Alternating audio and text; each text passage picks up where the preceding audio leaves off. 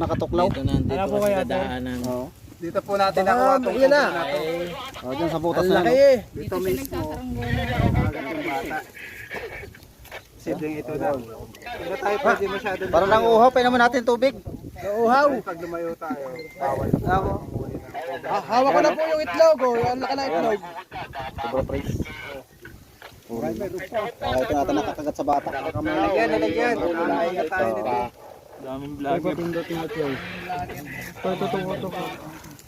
Inutay na. Meron pa bulo. Yan. Oh, wala na lagyan. Sarap ng tayo namin din kanina. Itong cobra naman po guys, mangangagat lang to kapag nararamdaman ka ng threat sa buhay niya. Pagka napakan siya o sinubukan siyang hulihin. Siguro nagulat sa bata. Siguro dito nakatambay yung bata kasi malilim dito. Ano po? Ah, ito na siguro yung nakalali sa bata. Nagtambayan pa tayo kanina dito ah. Di ba? At yan lang pala. Siguro pinapakinggan tayo ng cobra.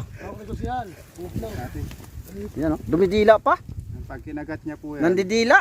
Paano safe nila? natin na imala. Dapat yung dila na maiksi lang muna. Saka na ilabas pag malapit na. Balikan na po natin yung katsa. Mapapasok na siya sa Ano loob. na doon ang paki-ready na ng sasakyan malapit dito sa kalsada. Meron doon. Ah, meron. Meron naman. Higit sa lahat. Kasi may Hindi next niya na yung rescue. kamandag niya sa katsa. Sige, sige. Tumatawag na. At tumatawag na yung sakan. Para man. Bawasan na yung kamandag niya. Tingnan natin baka may Develop siya after hindi napan. Okay po po yung Daming shortcut baka sa likod niyo dumaan. Yung shortcut ako ay lakong okay.